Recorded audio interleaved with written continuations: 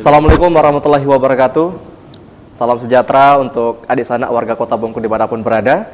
Jumpa kembali bersama saya Jamie Tarmizi, tentunya di program BIUS, berbagi inspirasi untuk semua. Jadi untuk para pemirsa HDTV dan juga HD Radio dimanapun berada, di hari ini kita kembali berbincang ataupun juga akan ngobrol bersama narasumber terbaru di hari ini tentunya ya. Dan hari ini kita nanti akan membahas tentang perikanan, kelautan ataupun juga tentang para nelayan, kesejahteraan para nelayan di Kota Bengkulu tentunya ya. Dan alhamdulillah saat ini narasumbernya telah hadir di studio kita. Tetapi sebelum kita memulai perbincangan pada saat ini, kita simak terlebih dahulu PT-nya berikut ini.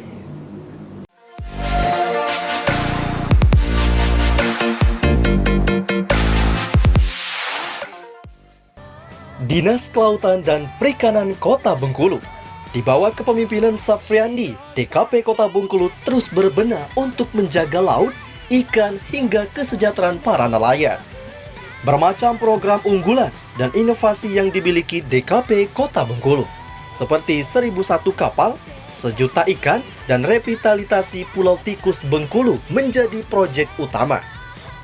Selanjutnya, demi menunjang ketahanan pangan para nelayan, DKP Kota Bengkulu memberi bibit ikan, mesin kapal, dan alat penangkap ikan untuk dikelola demi kesejahteraan para nelayan. Ingin tahu bagaimana keseruannya? Tetap di BIUS, berbagi inspirasi untuk semua.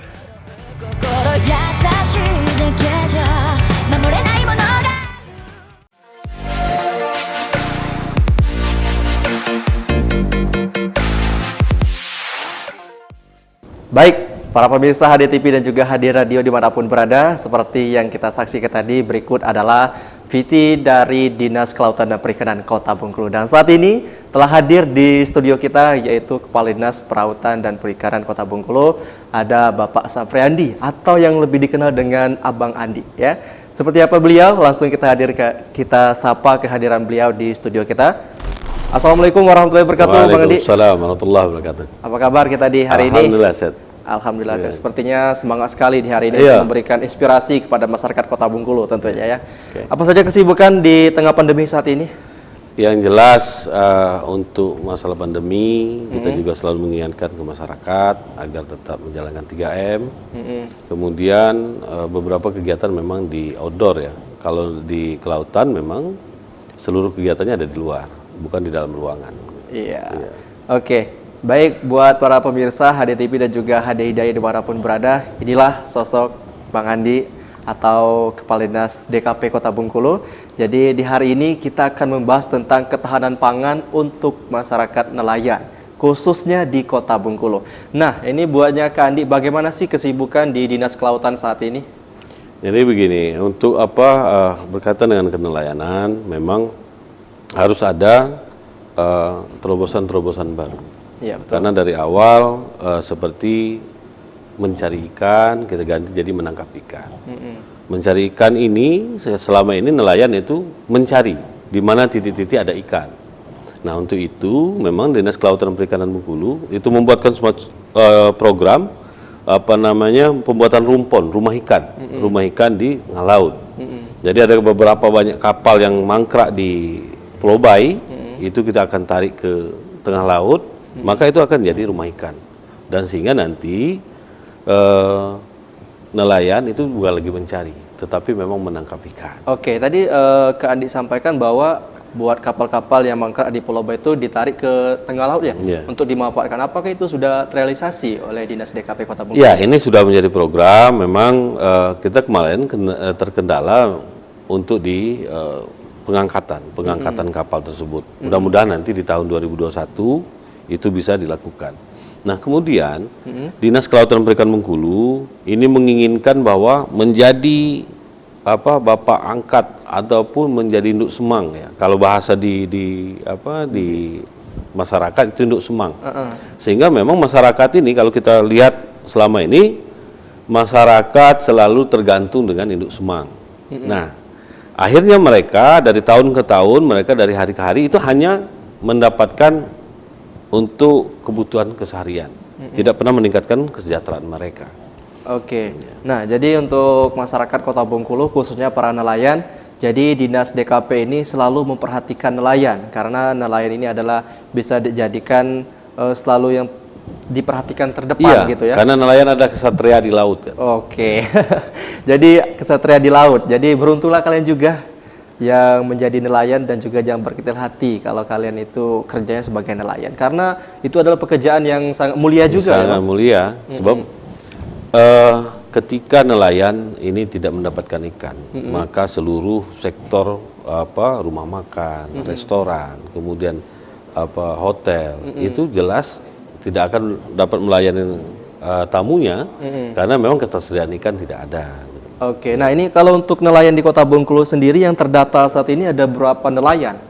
Sekarang di Kota Bengkulu jumlah nelayannya ada 2.800. 2.800. Makanya itu kita telah beberapa waktu yang lalu dari tahun 2019, kemudian tahun 2019 itu kita mendapatkan bantuan dari Kementerian SDM. Iya, betul. Itu jumlah mesin ya, mesin ya. konverter dari BBM ke BBG. Kemudian di tahun 2020 kembali kita mendapatkan bantuan untuk konversi ini mesin dari BBM ke BBG ini sebanyak 348 unit. Apakah itu sudah mencukupi? Tentu tidak. Tetapi sangat membantu bagi nelayan yang selama ini memang tidak memiliki mesin, tidak mesin ataupun mereka memiliki mesin tetapi mesin memang sudah rusak.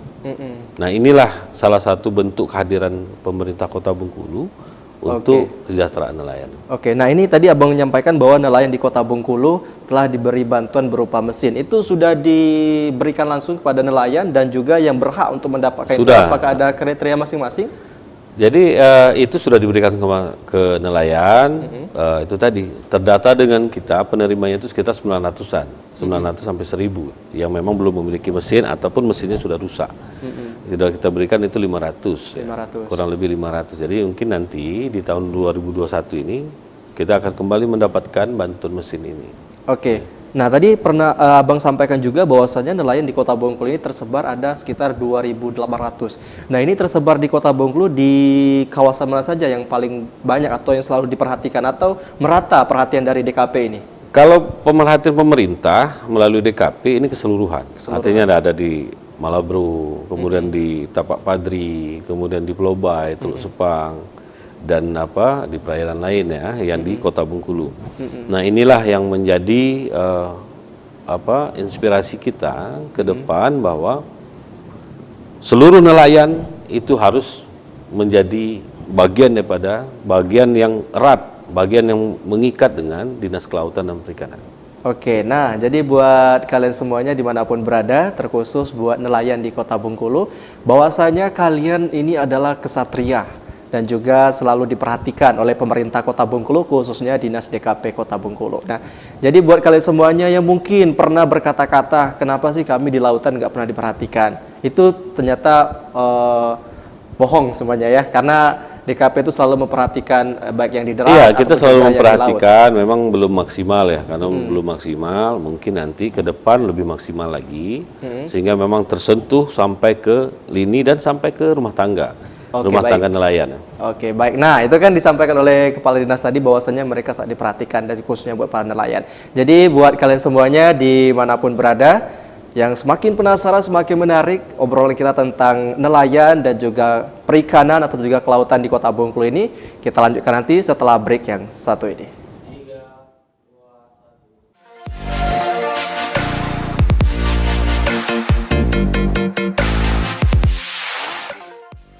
Kembali lagi di program BIUS, berbagi inspirasi untuk semua. Jadi para pemirsa HDTV dan juga HD Radio dimanapun berada, dan juga di sana warga Kota Bengkulu, tadi telah banyak dijelaskan oleh Bang Andi ini tentunya tentang nelayan, kesejahteraan nelayan dan juga tentang perikanan di Kota Bengkulu. Dan tentunya kita ketahui bersama bahwasanya saat ini kita masih digeluti dengan pandemi COVID-19 ya. Jadi bagaimana sih, kita tanyakan kepada Bang Andi ini peran dari DKP terhadap pandemi COVID-19 saat ini dan juga pemerhatiannya kepada masyarakat Kota Bengkulu khususnya para nelayan di tengah pandemi COVID-19 saat ini. Ya, jadi kita sudah pernah lakukan, artinya ini berbagi, nelayan berbagi. Nelayan berbagi ini adalah berbentuknya ikan. Iya, betul. Pada saat itu kita ajak beberapa nelayan Kira-kira kalau misalkan kita berbagi untuk masyarakat, mau atau tidak? Ternyata mereka mau. Artinya keinginan masyarakat nelayan untuk berbagi sangat tinggi. Pada saat itu kita terkumpul 1,5 ton ikan yang diberikan gratis kepada pemerintah Kota Bengkulu melalui Dinas Kelautan Perikanan. Itu kita bagikan dengan masyarakat miskin. Masyarakat seperti panti asuhan, anak yatim, dan masyarakat yang lainnya. Dan ini sangat membantu ya di saat pandemi ini. Nah kemudian, apakah masyarakat nelayan ini senang untuk melakukan kegiatan yang lain? Tentu iya. Karena apa? Mereka pun mau berbagi seperti berzakat gitu, berzakat pada hari Jumat. Iya, betul. Terbukti kemarin kita sudah lakukan dengan 1.000 bungkus nasi pecel lele. Nasi pecel lele. Ini peran masyarakat nelayan sangat tinggi. Oke, nah tadi disampaikan oleh Bang Andi bahwasanya peran dari DKP ini telah membagikan lebih dari 1 ton ikan kepada masyarakat. Nah ini jenis ikan yang dibagikan itu apakah ada kriterianya? Yang Jadi kalau kemarin kita baru dapat ikan dungun ya, ikan dungun itu ikan dungun, kemudian ada beberapa jenis ikan lain. Nah memang ke depan kita menginginkan sekali lagi bahwa Dinas Kelautan dan Perikanan Kota Bengkulu ini harus sesuai dengan nomenklaturnya. Artinya apa? Kelautan dan Perikanan. Di DKP ketika orang hadir maka ada ikan. Di DKP ketika orang hadir maka tentu informasi tentang kelautan jelas terang benderang. Nah, ke depan kita menginginkan pencarian PAD dengan melibatkan masyarakat nelayan. Iya. PAD ini kalau saat ini PAD di DKP masih Rp0. Rp0. Artinya kehidupan DKP ini tergantung dengan APBD. Nah, ke depan kita menginginkan ada semacam usaha, bukan usaha yang profit oriented, tetapi memang lebih ke usaha untuk penghidupan OPD dan masyarakat nelayan di sekitarnya. Oke, nah tadi disampaikan oleh Bang Andi sendiri bahwasanya PAD di DKP ini adalah 0%, Rp0. Nah, bagaimana sih bisa bertahan dengan PAD yang Rp0 ini? Iya, karena memang PAD kita ini belum digali dengan baik. Digali dengan baik, saya sudah menginjak ke tahun kedua ya, kedua tahun di DKP, ini sudah kita gali. Insya Allah nanti di tahun berikutnya ini kita bisa mendapatkan PAD lah. Paling tidak bisa memberikan kehidupan atau kesejahteraan untuk pegawai dan juga masyarakat sekitar. Misalkan kita lakukan pembelian kapal. Pembelian kapal, kenapa misalkan sektor swasta itu bisa hidup dan bisa menghidupi masyarakat yang di bawahnya sampai 50-100 orang. Nah, artinya pemerintah juga bisa hadir untuk melakukan itu. Tidak ada pihak lain yang tersingkirkan dengan program ini. Tetapi malah masyarakat akan terbantukan. Sektor ibu-ibu yang tadinya belum ada pekerjaan ya di rumah, pada saat suaminya melaut, maka ibu-ibu ini ada pendapatan untuk mengurusi kegiatan dari DKP. Gitu. Oke, jadi untuk masyarakat Kota Bengkulu dan juga para pemirsa dimanapun berada, memang terobosan dari DKP sangat banyak sekali. Seperti yang disampaikan tadi bahwasanya di Dinas DKP ini mereka bisa mengelola laut dan juga mempertahankan ikan-ikan di lautan dan juga berbagi kepada masyarakat Kota Bengkulu seperti yang disampaikan tadi bahwa dulu ada berbagi nasi kota atau pecel lele ya. Yes. Oke, nah itu kedepannya nanti apakah bakal dilanjutkan kembali program seperti itu yang bisa menginspirasi? Ke depan ini memang masyarakat nelayan ini sudah ada yang berbisik dengan kita, Pak, untuk ke depan kami ikut. Artinya ini sudah apa yang ingin kita capai, mengajak masyarakat untuk berbagi ini sudah dapat. Artinya mungkin nanti pada saatnya akan nelayan yang turun langsung membagikan nasi-nasi kota ini. Oke, nah ini kita bahas masalah ikan. Tentunya kita ketahui yang diberikan tadi Bapak sampaikan bahwasanya lebih dari 1 ton ikan itu yang didapatkan. Nah, bagaimana sih di Dinas DKP ini untuk menjaga laut atau menjaga ikan di Kota Bengkulu agar bisa tetap ada ikan di lautan Kota Bengkulu? Yang jelas yang pertama, seluruh nelayan harus memakai alat tangkap yang ramah lingkungan. Kemudian dengan alat tangkap ramah lingkungan ini, maka terumbu karang tidak rusak. Nah, kemudian ada beberapa seperti kita lakukan, kita menginginkan ada revitalisasi pulau tikus. Kenapa demikian? Karena memang masyarakat nelayan ini sangat tergantung dengan pulau tikus ketika terjadi badai. Hanya satu pulau inilah yang bisa didatangi atau menjadi tempat untuk menghilangkan dari badai ya. Betul. Itu hanya pulau tikus. Nah, pada saat ini pulau tikus kalau sesuai dengan kajian dari Universitas Bengkulu, pulau tikus ini akan bertahan sampai 2 sampai 3 tahun lagi. Artinya setelah itu akan hilang. Nah, untuk itu maka kita dari pemerintah Kota Bengkulu melalui Dinas Kelautan dan Perikanan itu sudah membuat proposal ke kementerian, ke Kemenko Kemaritiman, dan itu sudah sampai di sana. Mudah-mudahan nanti ada tindak lanjut. Oke, nah juga di Dinas DKP ini yang kita ketahui bahwa ada yang namanya API, alat penangkap ikan. Nah itu apakah masih ada program itu? Ya, alhamdulillah di tahun 2021 kita paling banyak mendapatkan bantuan. Pertama API, alat penangkapan ikan berupa jaring. Kemudian ada fish spender. Kemudian ini ada fish spender, ini sangat dibutuhkan mereka ketika melaut, maka mereka tahu di mana letak ikan. Kemudian fish apartemen juga kita sudah sebar. Nah, ada beberapa lagi misalkan seperti tadi mesin kita lakukan. Kemudian ada kapal juga, perahu ya, perahu lancang itu kita bagikan juga di tahun 2021. Pemerintah Kota Bengkulu selalu berbenah untuk kesejahteraan nelayan, apalagi dalam hal pandemi saat ini. Pandemi ini karena apa? Masyarakat nelayanlah salah satu sektor yang tidak terlalu terdampak terhadap pandemi. Maksudnya ketika mereka melakukan aktivitas ini tidak terganggu dengan pandemi. Kenapa? Karena mereka memang di laut lepas.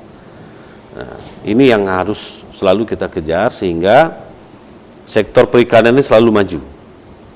Pemerintah Kota Bengkulu menginginkan adanya kita ekspor, tetapi memang masih terkendala dengan aturan-aturan karena memang harus Oke, baik. Ini terkait dengan tema kita di hari ini, yaitu tentang ketahanan pangan untuk masyarakat ataupun juga untuk nelayan di Kota Bengkulu.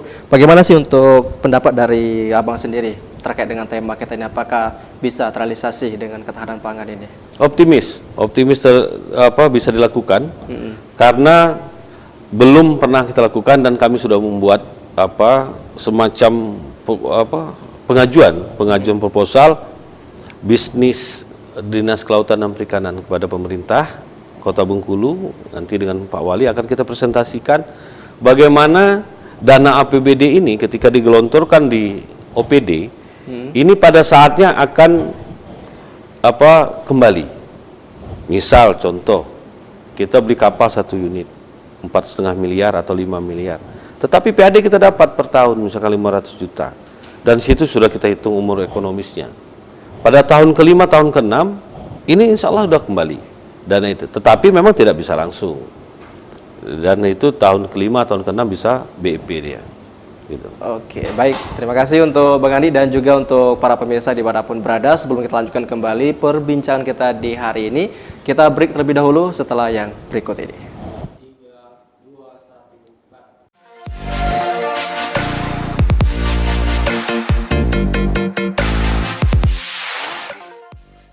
Kembali lagi di program BIUS, berbagi inspirasi untuk semua. Masih bersama saya Jimmy Tarmizi dan juga masih bersama Bang Andi. Tentunya kita membahas tentang ketahanan pangan untuk masyarakat nelayan. Baik nih Bang Andi, tentunya terkait dengan tema kita ketahanan pangan untuk masyarakat nelayan. Dan tentunya banyak sekali terobosan-terobosan yang diberikan oleh DKP seperti pembagian bibit lele, mesin kapal, dan juga tentunya penangkap ikan. Dan juga ada dulu yang kemarin kita kenal ada aplikasi Laut Nusantara ya. Dan juga di tahun 2021 ini atau ke depan nanti apa saja terobosan yang akan disajikan Dinas DKP kepada para nelayan di Kota Bengkulu? Ya, ini tahun 2020 kita ada pembagian bibit lele. Ini kita bagikan seluruh masyarakat yang memiliki lahan yang ada kolamnya. Jadi kita berikan gratis. Kalau ketika ada kendala tentang pembesaran, pembiakannya, itu kita kasihkan penyuluhan. Penyuluhan dari penyuluh kita. Itu. Kemudian tahun 2021 ini kita akan ada kembali lele, nila dan gurami. Gurabe. Mudah-mudahan nanti di seluruh masyarakat Kota Bengkulu yang memiliki lahan, memiliki kolam, ini mereka mempunyai ikan sendiri, sehingga memang mereka bisa mencukupi kebutuhan mereka terhadap laut. Gitu. Oke, nah ini disampaikan Bang Andi tadi bahwasanya pembagian ikan lele, nila dan lain sebagainya. Nah, bagaimana monitoring dari DKP terhadap masyarakat atau juga masyarakat yang menerima bantuan dari DKP ini? Ya, kita dari yang kita berikan bibit, kita tidak meminta mereka untuk membuatkan laporan, tetapi kita monitor melalui penyuluh. Melalui penyuluh, sehingga penyuluhlah yang mendatangi mereka. Nah, kemudian lanjutannya apa? Lanjutannya adalah ketika kita membagikan lele seperti ini, kita mendapatkan bantuan kembali dari pemerintah pusat, itu ABT. ABT ini adalah untuk masyarakat, itu berupa modal kerja, dan itu tidak perlu dikembalikan modal ini. Tetapi memang harus ada laporannya. Misalkan pembuatan lele, pembiakan lele yang di atasnya ada tanaman, misalkan kangkung, atau sejenis yang lain lah. Oke, nah ini bagaimana sih caranya untuk masyarakat bisa mendapatkan bantuan bibit ikan tadi yang disampaikan oleh Bang Andi tadi? Ya.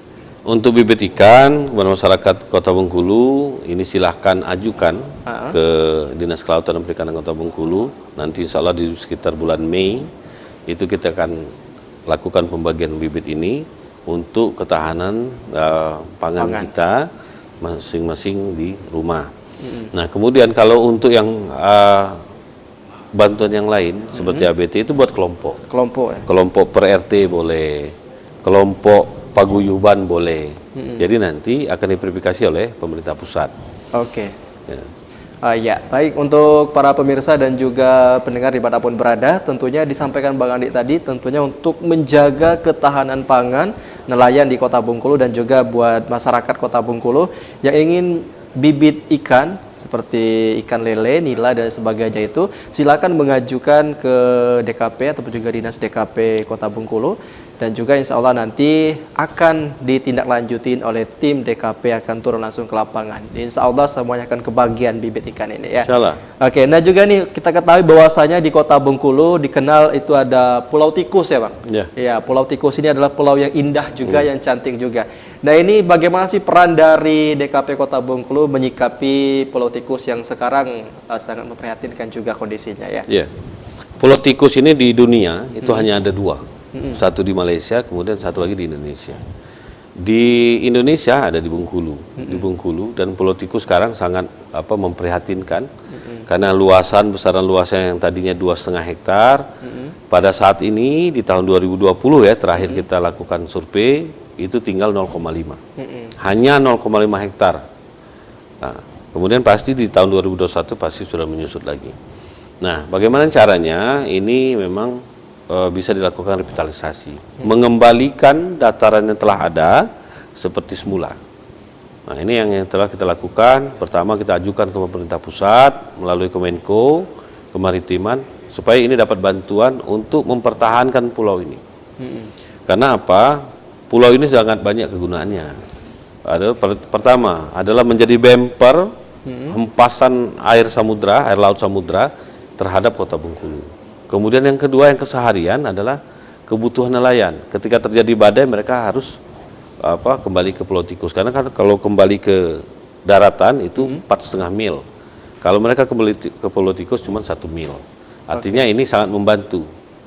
Nah, kemudian apa yang sudah dilakukan pemerintah terhadap ini? Kita sudah mengajukan permohonan ke pusat. Mudah-mudahan nanti ada respon sehingga memang pulau ini tidak tenggelam seperti pulau-pulau yang banyak. Oke, nah juga tentunya kita ketahui di Pulau Tikus ini apakah bisa meningkatkan PAD juga di Dinas DKP dengan dikelola? Iya, tentu.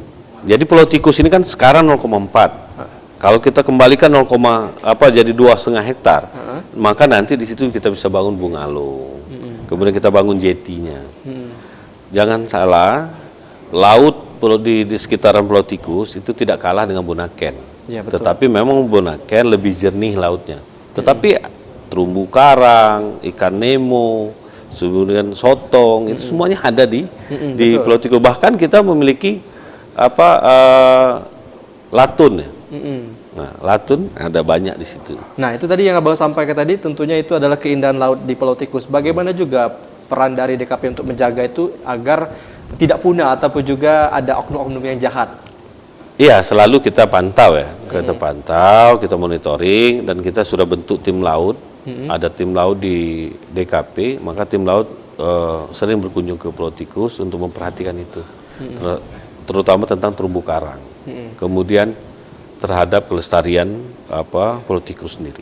Oke, baik. Jadi untuk para pemirsa HDTV dan juga HD Radio dimanapun berada, sudah banyak disampaikan oleh Bang Andi tadi tentang kelautan, perikanan, dan juga kesejahteraan para nelayan di Kota Bengkulu.